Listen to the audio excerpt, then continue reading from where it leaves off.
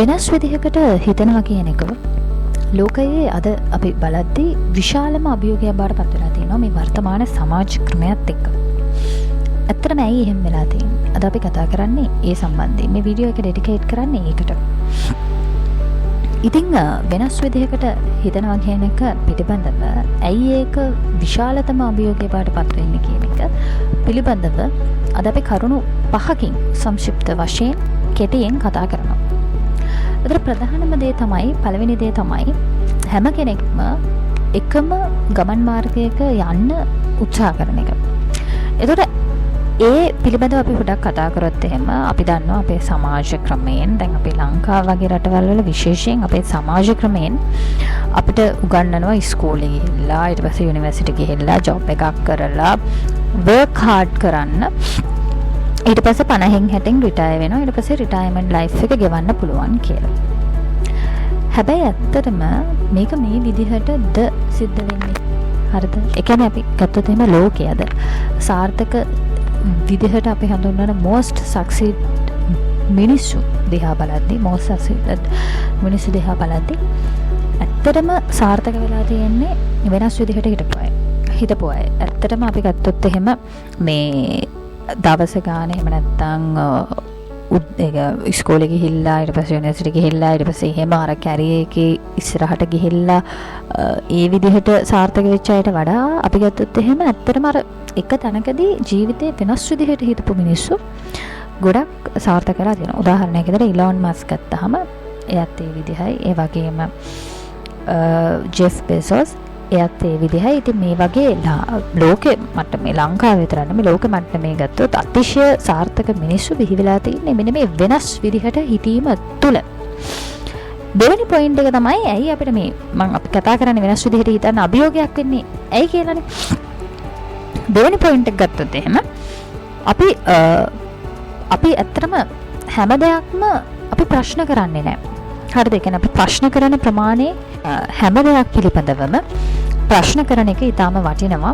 ඉතින් අපි ප්‍රශ්න කරන්නේ නැහැ. ඒ කියන්නේ අපි ප්‍රශ්න කරන්නේ නැතිවීම. ඒ කියන්නේ ඕනම අවස්ථාවකදී අපි ප්‍රශ්න කරන්නේ නැතිවීම තමයි අපි මේ වෙනස් විදිහට හිතීම කියන thinking habit එක නැති කරන ප්‍රධානම හේතුව. දැන් අපි උදාහරණයක් විදිහට ගත්තොත් ඉතින් ඉස්කෝලේ වලින් අපි ලංකාවේ පාසල් වලින් හදන්නෙම ඒ mentality එකට ඉතින් අපේ ඉස්කෝලවලදීත් අපිට ඇත්තටම අපිව ට්‍රේන් කරන්නේ අපිව උගන්වන්නේ අපේ ප්‍රශ්න කරන මාතෘකාවට නෙමෙයි. ඒ කියන්නේ දැන් ඔයාලා දන්නා ඇති ඉංග්‍රීසියෙන් අපේ රට යටත් කරගත්තට පස්සේ අපිට මේ এডুকেෂන් සිස්ටම් එක යාලා තමයි හඳුනලා දුන්නේ. ඒ කියන්නේ අපි ලංකාවේ තිබිච්ච සිස්ටම් එකක් නෙමෙයි මේක. ඒ කියන්නේ අපේ ලංකාවට ආවෙන ක්‍රමයක් නෙමෙයි මේක.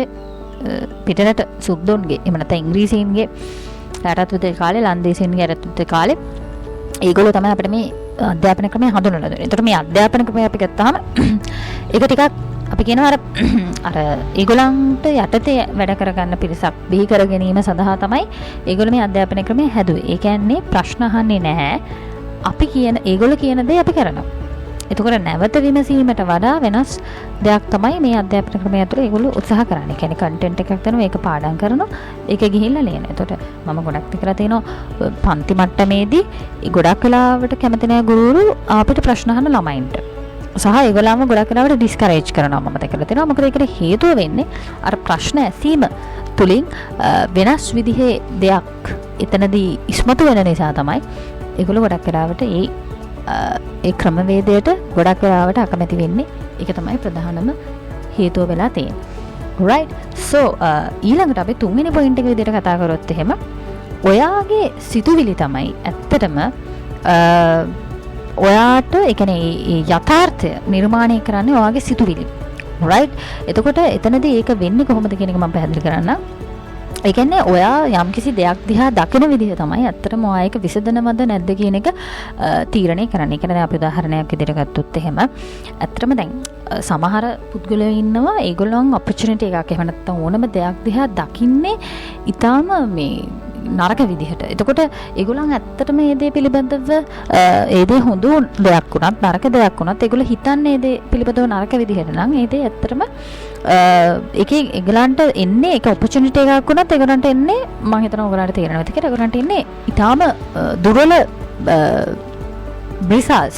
ඉතින් ඒකයි අර අපි කියන්නේ අපි දකින විදිහ අපි දෙයක් පිළිබඳව දකින විදිහ අපි ඒ කියන්නේ ප්‍රොබ්ලම් එකක් පිළිබඳව අපි දකින විදිහ තුළ තමයි ඒක ඇත්තටම අපිට ඒකේ ඔපචුනිටි එකක් හැංගිලා තියෙනවද කියන එක තීරණය වෙන්නේ. ඒ කියන්නේ අපි හැමතිස්සෙම දැන් අර මම ගොඩක් වෙලාවට විශ්වාස කරන දෙයක් තමයි ගොඩක් වෙලාවට ලංකාවේ මයින්ඩ් සෙට් එක අපි හැදලා තියෙන්නේ ආපෝ ඒක කරන්න බෑ. එහෙම නැත්නම් අර අපි ගත්තොත් එහෙම දැන් අපි ඒ කියන්නේ හැමතිස්සෙම ඉන්න ඕනේ ප්‍රොබ්ලම් පාටි එකේ නෙමෙයි. අපි හැමතිස්සෙම ඉන්න ඕනේ සොලියුෂන් පාටි එකේ. දැන් ගොඩක් වෙලාවට මම දැකලා තියෙනවා අපේ රැකියා ආයතනවලදීත් මම ඒක දැකලා තියෙනවා බොහෝ වෙලාවට අපි ගොඩක් වෙලාවට කරන්නේ අපි ඉන්නේ ප්‍රොබ්ලම් සයිඩ් එකේ.